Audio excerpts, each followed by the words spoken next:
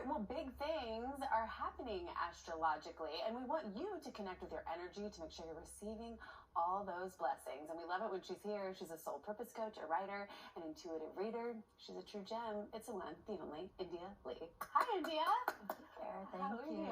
I think you bring such a zen feeling that when everybody's like, wait a minute, let her speak, let her speak. Okay, we're talking about all the things to do in the community tomorrow, but it's also a big day astrologically. Tell us what's going on. This is a big weekend. So today is the first day of Taurus season. Taurus season is a very grounded energy. You know, you might feel more connected with nature right now. I know this morning I was like noticing all the really vibrant greens and like connecting with that. That's Taurus. It's just a very earthy zodiac sign. But then Saturday, a couple of really key planets are aligning in this sign of Taurus. This is an alignment with Taurus, Jupiter, and Uranus that has not happened since 1941. Oh, wow. So it's pretty rare that these three energies get together. Jupiter is our big lucky planet. It's the planet that rules our abundance. And Uranus is this planet that just likes to mess with rebellion, where you're making changes in your life for what you believe. Sometimes it's associated with revolt. Think about the year 1941 when that alignment happened.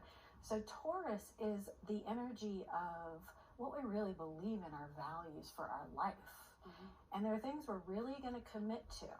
So this conjunction is signifying a time when each of us is really committing to what energy we're going to be in for the next couple decades. Oh, wow. And it's going to be dramatically different from where we've been in these past few. Okay. So you might want to look at what do I really believe in now for myself that's different than what I believed a couple of decades ago or even the past few years. That's really interesting because I think as we're all trying to grow personally and spiritually in all the ways, and I know you said this month was a rebirth of sorts, so we are essentially starting over, and then we get to kind of figure out, the good news is we get to make the choices of what we want to do going forward. It's sort of baby steps. Who are we now? Let's practice this. Let's walk this walk. So an example of this would be, let's say you spent the past few years really noticing you're doing a lot of people pleasing. We talked about releasing those people pleasing tendencies, or overexerting yourself, draining yourself for others. This might be the era where you're like, you know what? I'm going to focus on me.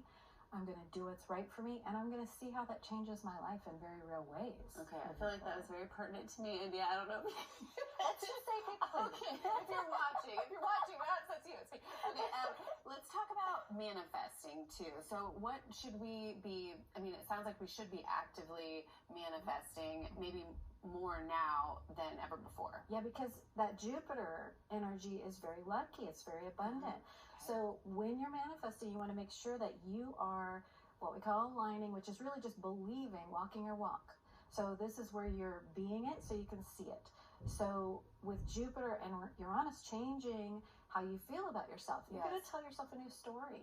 You know, I am. I love that we get to do that. Yes. I love we get to do this. And we're going to ask you to pull a card now for like a collective. If you're watching and you're like, I wonder where do I go?